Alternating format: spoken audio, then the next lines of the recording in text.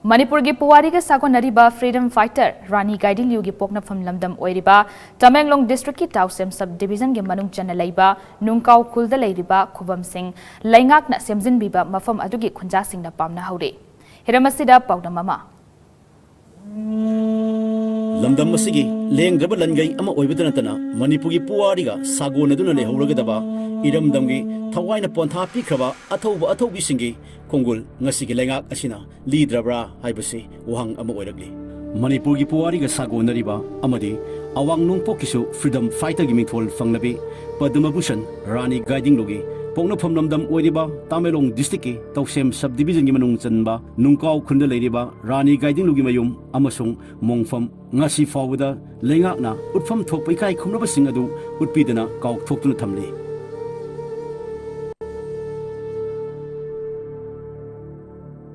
Layoi Krabi Athobi Rani Gaidinliu gi Pokna from Lamdam oiriba Tamelong district ki manung chanba Nungkao Khul Rongwei kangrupna khundaba Khul amani Khul asida tongan ba part mga khaidokutuna apunba mioi lising aniromna khundari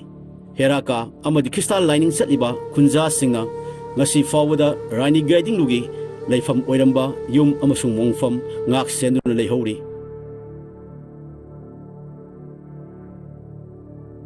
heraka hairiba lining asi Rani Gaidinliu na haudoklamba lining laishon makhal amani haiduna satnabi asibusu ngak selhori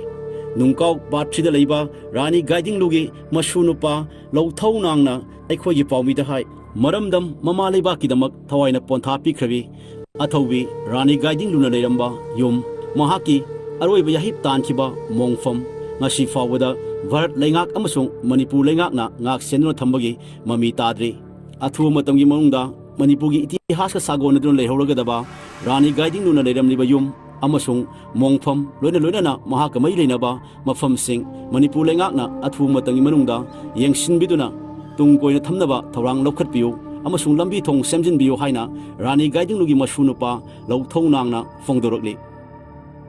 athobi Rani Gaidinliu na hinglingi matamda mahaki pe oiramba Nungkao khundagi abuan kanmaina handak var lengakna leikhidabi Rani Gaidinliu gi mingda Rani Museum haina museum ama Tamelong district Nungkao da sanaba thorang leire haiba pau taba leire adum oinamak asumbara sumdabra haibadi khangba ngamdre karigumba asumbo oirabadi sengna haibiu amasung athu matangi manungda thabak hobiu Nungkao khulengi khunja singnasu museum adu sanaba honabada angamba thawna amasung panglang sing puthokna mateng pangjage hairakli kari numitta stone erection inauguration si oirakadra haina praja sing hi yam kan ngairi adubo hoji phawse krisu lakte laubdi law thokre ekoi tai ekoi sama su Delhi chalaga hange masi official oibra natraga unconfirmed news ra habisi su dum yenge yemakanda confirm oikra aduga concerned minister nasu masidi law thokrabani Manipur government ligi India government ligi ekoi khunda kari tawbi gadra habisi khara khawrang na Howji present government se development da pulling sangba government any type of development se tawrakani habise khoi kannangari ado haisu haijari